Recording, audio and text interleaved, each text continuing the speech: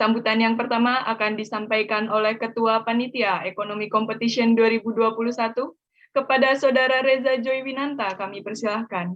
Assalamualaikum warahmatullahi wabarakatuh. Selamat pagi. Pada kesempatan kali ini, saya selaku Ketua Panitia mengucapkan selamat datang kepada seluruh tamu undangan, seluruh peserta webinar Action 2021, seluruh peserta lomba Action 2021, dan tidak lupa juga saya ucapkan banyak-banyak terima kasih kepada seluruh panitia yang telah bekerja keras untuk menyukseskan acara pada hari ini. Hadirin yang terhormat, akhir kata dari saya adalah semoga dengan adanya event ini dapat memberikan kebermanfaatan yang lebih untuk teman-teman. Sekian dari saya.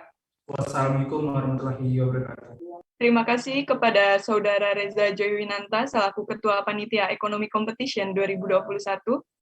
Selanjutnya, sambutan kedua akan disampaikan oleh Gubernur Badan Eksekutif Mahasiswa Fakultas Ekonomi dan Bisnis Universitas Mula Warman. Kepada Saudara Andi Indra Kurniawan, kami persilahkan. Assalamualaikum warahmatullahi wabarakatuh. Selamat pagi. Salam sejahtera untuk kita semua. Alhamdulillahirabbil alamin. Wassalatu wassalamu ala asyrafil anbiya'i wal mursalin. Sayyidina wa maulana Muhammadin wa ala alihi wa sahbihi ajma'in. Amma ba'du. Yang saya hormati Menteri Koordinator Perekonomian Republik Indonesia, Bapak Erlangga Hartarto. Yang saya hormati Rektor Universitas Mula Warman, Bapak Profesor Haji Mas Jaya, MSI.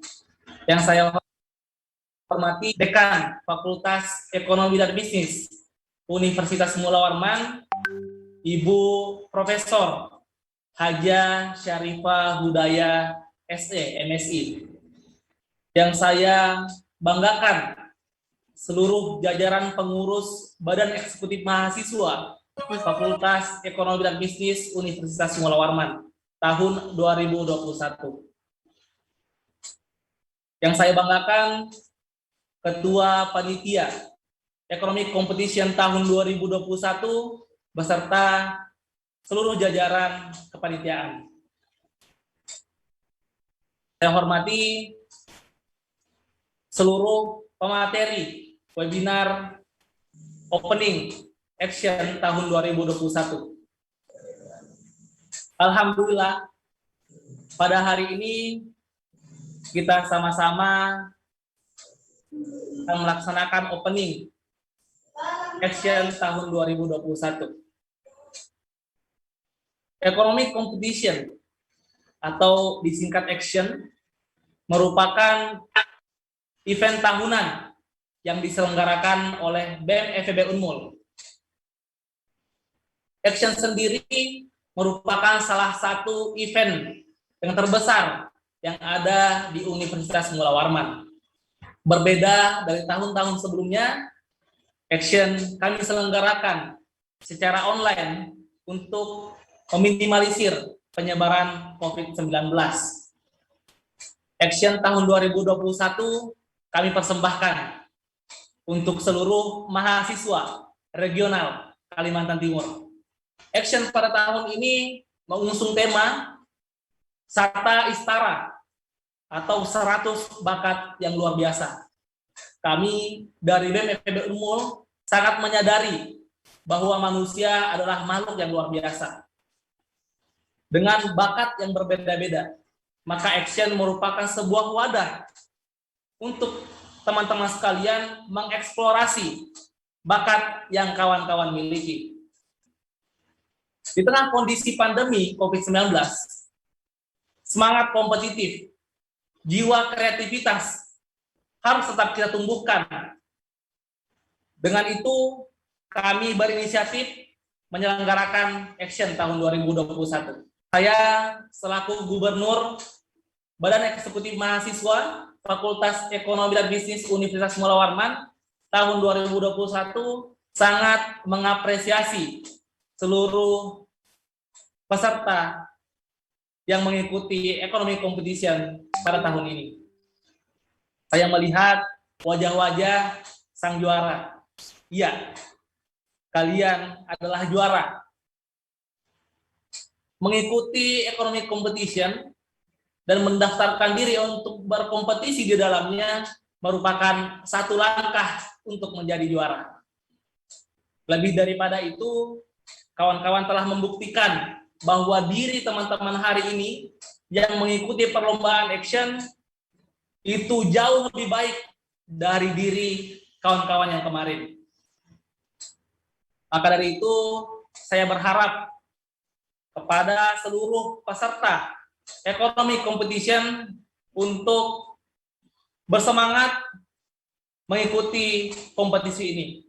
Tetap junjung tinggi sportivitas, junjung tinggi kejujuran, karena tidak ada artinya ketika kita meraih juara, namun kita raih dengan proses yang tidak jujur dan tidak sportif. Demikian sambutan dari saya selaku Gubernur Badan Eksekutif Mahasiswa Fakultas Ekonomi dan Bisnis Universitas Mula Warman. Saya ucapkan selamat berkompetisi di Action tahun 2021. Terima kasih, lebih dan kurangnya mohon dimaafkan. Assalamualaikum warahmatullahi wabarakatuh. Terima kasih kami ucapkan kepada Saudara Andi Indra Kurniawan selaku Gubernur Badan Eksekutif Mahasiswa Fakultas Ekonomi dan Bisnis Universitas Mula Warman. Sambutan berikutnya akan disampaikan oleh Profesor Dr. Insinyur Haji Muhammad Aswin selaku Kepala Bapeda Kalimantan Timur sekaligus opening Action 2021. Kepada Bapak Aswin kami persilahkan. Bismillahirrahmanirrahim. Assalamualaikum warahmatullahi wabarakatuh. Yang kami hormati Ibu Dekan Fakultas Ekonomi Universitas Mula Warman, Gubernur Badan Eksekutif Mahasiswa, Pak Ketua Panitia, narasumber yang hadir pada saat ini, Pak Erlangga Hartarto dan narasumber yang lainnya. Pertama-tama marilah kita panjatkan puji syukur kehadirat Allah Subhanahu wa taala atas limpahan rahmat dan karunia-Nya kita bisa berkumpul dalam webinar nasional Universitas Mula Warman pada hari ini dalam keadaan sehat walafiat, dan adik-adik mahasiswa juga terlihat cerah sebagaimana diucapkan oleh Gubernur BEM tadi, rekan saya Gubernur BEM tadi. Kalian adalah juara, semuanya adalah juara. Alhamdulillah, dimulai dengan sebuah semangat yang bagus dalam pelaksanaan kegiatan ini. Pemerintah Provinsi Kalimantan Timur menyambut baik kegiatan ini. Mohon maaf Pak Gubernur tidak bisa langsung menyambut acara ini karena beliau ada kegiatan yang tidak bisa ditunda pada saat bersamaan. Beliau senang sekali dengan acara mahasiswa karena beliau juga adalah Ketua Ikatan Alumni dari Universitas Mula Warman, sehingga adik-adik semua adalah generasi berikutnya dari beliau. Mudah-mudahan bisa menjadi gubernur, mudah-mudahan bisa menjadi Presiden Republik Indonesia nantinya. Para peserta webinar yang kami hormati, pemerintah Provinsi Kalimantan Timur sebagaimana saya sampaikan tadi itu mengapresiasi kegiatan webinar nasional yang dilaksanakan Fakultas Ekonomi dan Bisnis Universitas Mula Warman. Di sini akan dibahas strategi yang harus dilakukan pemuda agar dapat sukses dalam menghadapi era industri 4.0 dan society 5.0. Dengan mengikuti perkembangan zaman, leadership dan kepemimpinan, bahasa, kemampuan berbahasa asing, menggunakan teknologi informasi, Pemuda Kaltim diharapkan meningkatkan pemahamannya tentang pengertian dan pentingnya inovasi digital di masa sekarang. Harus lebih cerdas mengelola data ruang karena di era Society 5.0 ini akan membantu untuk menjadi pemimpin bangsa dan dapat mengawal serta menuntaskan zaman. Kalau kita lihat sejarahnya, era Society 5.0 ini itu disampaikan oleh Perdana Menteri Jepang, di mana selain berpikir tentang teknologinya, selain berpikir tentang era industri 4.0-nya dilaksanakan, maka pemerintah Jepang itu menerapkan segala segi tersebut dari sisi humanismenya, bagaimana diterapkan disrupsi besar di dunia ini dari sudut teknologi tersebut diterapkan dari sisi humanismenya. Jepang memilih ada 4 hal yang dilakukannya. Yang pertama di bidang kesehatan, yang kedua di bidang infrastruktur, kemudian transfer uang dan sebagainya. Ada 4 hal yang menjadi fokus daripada era Society 5.0 pada tahun 2017 yang lalu. Itu yang disampaikan Perdana Menteri Jepang.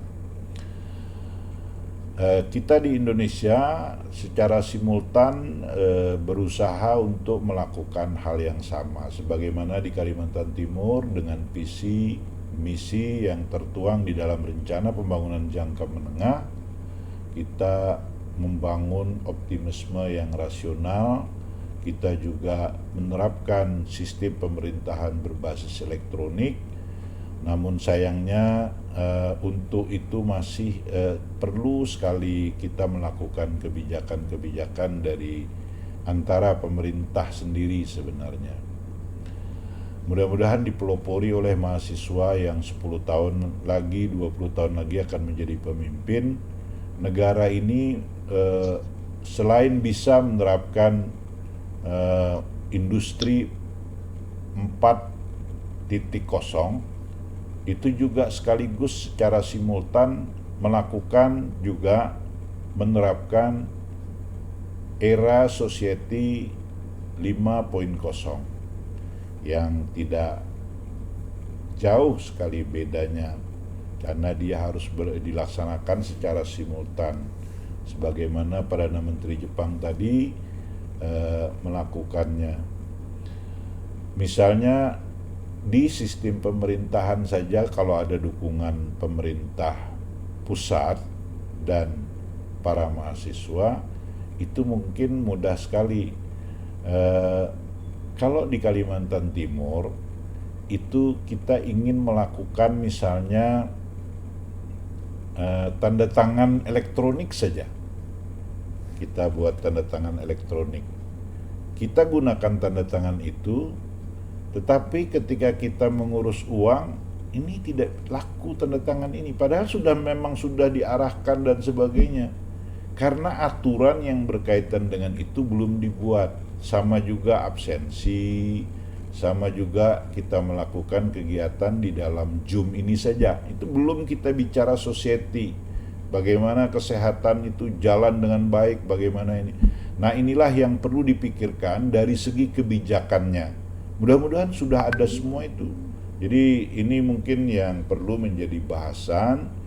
Teknologi sudah punya, meskipun kebijakan-kebijakan sana yang ada sekarang ini saya menyebutnya kebijakan skoci.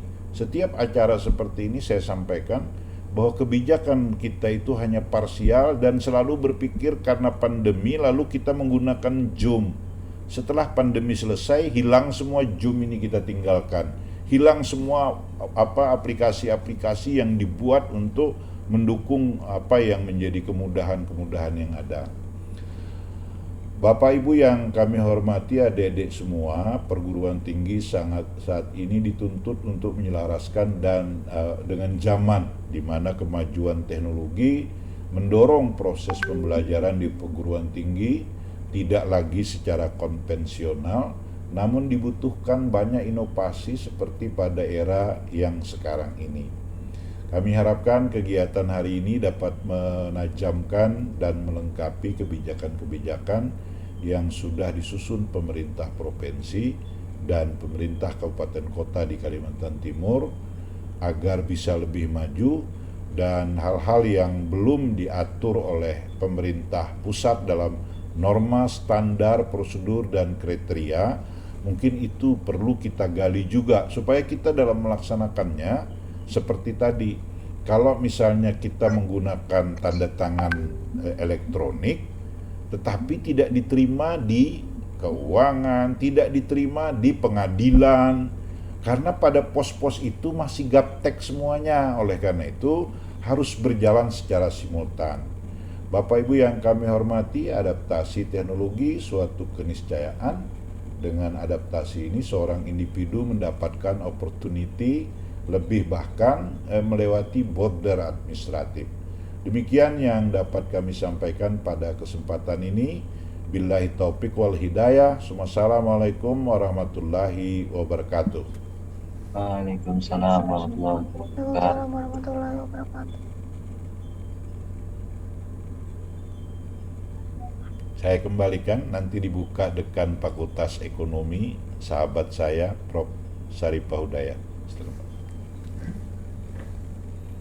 Permisi Bapak Aswin. Ya. Berhubung dari Dekan FEB Ibu Syarifah Hudayah berhalangan hadir, mungkin bisa dari Bapak sekaligus sambutan dan juga pembukaan acara Action 2021 ini, Pak. Oke.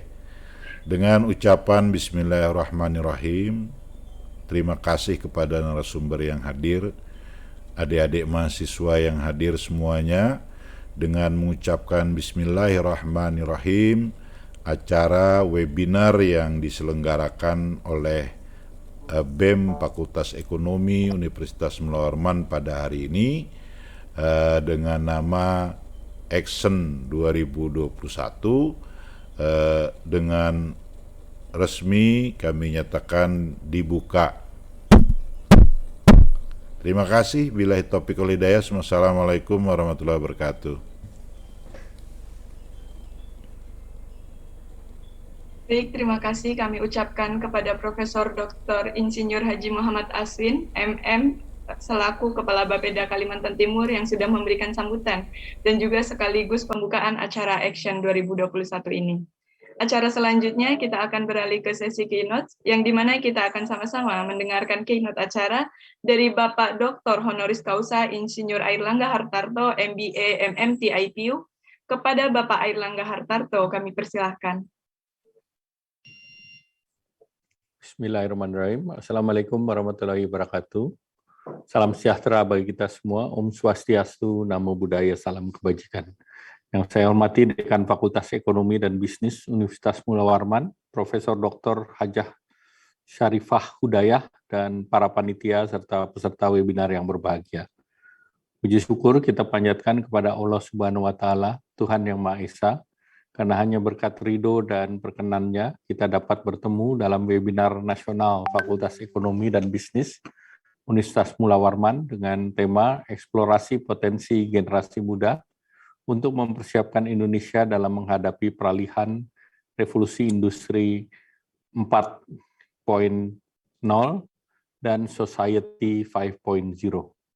Semoga webinar ini dapat memberikan gambaran mengenai potensi generasi muda, terutama Sivitas Akademika Universitas Mula Warman, untuk bersiap mendorong pemulihan ekonomi Indonesia. Dalam kesempatan ini saya menyampaikan apresiasi dan terima kasih kepada panitia BEM Fakultas Ekonomi dan Bisnis Universitas Mula Warman yang telah memberikan kesempatan untuk saya menjadi pembicara di webinar ini. Hadirin yang berbahagia, seperti yang kita ketahui bersama bahwa upaya Indonesia dalam menekan kasus COVID-19 dengan cepatlah diakui oleh dunia Termasuk dalam hal vaksinasi, kita menjadi 7 negara pertama yang mampu menyuntikkan 100 juta dosis vaksin kepada rakyat, dan kita patut bersyukur kepada Allah Subhanahu wa Ta'ala karena kerja keras pemerintah dengan partisipasi masyarakat yang telah membuahkan hasil yang baik. Namun kita perlu tetap waspada karena situasi yang mulai pulih dapat terjaga. Dari sisi ekonomi, momentum pemulihan ekonomi diharapkan terus menguat. Seperti kita ketahui bersama, ekonomi Indonesia telah menunjukkan tren membaik hingga triwulan kedua 2021 dengan tumbuh sebesar 7,07%, tertinggi dalam 16 tahun terakhir. Seluruh sektor ekonomi tumbuh positif dan menunjukkan perbaikan kinerja akibat membaiknya permintaan domestik dan negara mitra dagang. Sektor industri pengolahan dan perdagangan merupakan kontributor utama perekonomian nasional dan mencatatkan pertumbuhan yang signifikan. Di sisi eksternal, pulihnya permintaan dan meningkatnya harga komoditas global telah membuat neraca perdagangan mengalami surplus selama 17 bulan berturut-turut dan cadangan devisa relatif tinggi sebesar 144,8 miliar. Berdasarkan berbagai kondisi perbaikan ini, pemerintah memproyeksikan bahwa ekonomi Indonesia akan rebound pada tahun 2021 dengan laju pertumbuhan di kisaran 3,7 sampai dengan 4,5% dan tumbuh 5,2% di tahun 2022. Hadirin yang saya banggakan, seiring dengan semakin pesatnya perkembangan teknologi, semakin cepat pula sektor industri melakukan penyesuaian diri dalam menjalankan bisnisnya. Terlebih saat ini pada pemanfaatan teknologi, utamanya penguasaan teknologi informasi, kerap dikembangkan di banyak sektor industri agar tidak tertinggal oleh pasar. Oleh karena itu, perkembangan sektor pendidikan sebagai penyedia SDM atau tenaga kerja harus bisa menyeimbangkan dinamika perubahan semakin cepat di sektor industri ini. Dunia sudah mulai dihadapkan pada kehadiran industri 4.0 yang terus berkembang menjadi Society 5.0. Namun tentunya kita harus mendorong bahwa cepatnya kehadiran Society 5.0 telah memunculkan teknologi infrastruktur 5G dengan masifnya platform digital papan atas. Melalui reform pendidikan, pelatihan vokasi diharapkan dilakukan sinkronisasi dari sisi demand dan supply, terutama untuk di tenaga kerja, sehingga terjadi persoalan mismatch bisa diselesaikan dan dapat diminimalisir sehingga lembaga vokasi lebih fleksibel dalam menyesuaikan dengan dinamika pekerjaan baru. Pemerintah tidak hanya melakukan perbaikan di sistem vokasi, tetapi juga mempermudah akses masyarakat terhadap pelatihan, di mana pemerintah menyelenggarakan program Kartu Prakerja. Dengan program Kartu Prakerja, pemerintah mendorong agar masyarakat bisa meningkatkan kompetensinya melalui jenis-jenis pelatihan yang tersedia dan memilih pelatihan yang diinginkan. Kartu Prakerja di sepanjang tahun 2021 telah diberikan kepada 5,9 juta masyarakat dengan total insentif sebesar 9,52 triliun. Program Kartu Prakerja dirancang tidak hanya untuk skilling bagi para angkatan kerja, tetapi juga peningkatan keterampilan atau upskilling, alih keterampilan atau reskilling bagi angkatan kerja lama yang saat ini aktif bekerja di sektor industri tertentu. Program tersebut diharapkan dapat meredam potensial lonjakan pengangguran akibat otomatisasi. Para pekerja diharapkan bisa mengupdate kemampuannya agar tetap relevan dengan perkembangan zaman, dan program Kartu Prakerja para peserta diharapkan dapat meningkatkan keterampilan untuk menjadi wirausaha. Dari sisi perlindungan terhadap para pekerja, saat ini pemerintah telah memiliki program jaminan kehilangan pekerjaan, di mana para korban PHK selain mendapatkan bantuan tunai juga akan menerima manfaat lain, yaitu bimbingan dan konseling karir dan pelatihan, sehingga diharapkan program ini dapat membantu para pekerja ter-PHK untuk dapat bekerja kembali. Hadirin yang saya banggakan, akselerasi dalam meningkatkan kualitas SDM dan transformasi ekonomi memerlukan koordinasi dan sinergi dengan seluruh pihak. Maka konsep pembangunan pentahelix di mana unsur pemerintah, masyarakat, komunitas, akademisi, pengusaha, dan media bersatu padu membangun kebersamaan dalam pembangunan. Saya berharap para akademisi Universitas Mula Warman senantiasa mengembangkan diri, mencari pengalaman di luar hal-hal yang sifatnya akademis, serta membangun jaringan. Jaringan kerjasama sangat bermanfaat di lingkungan global yang semakin tanpa batas atau borderless era. Saya ucapkan selamat mengikuti webinar, semoga bermanfaat dan memotivasi para mahasiswa dan peserta untuk aktif mengasah diri dalam mendorong pemulihan ekonomi Indonesia. Terima kasih. Wassalamualaikum warahmatullahi wabarakatuh.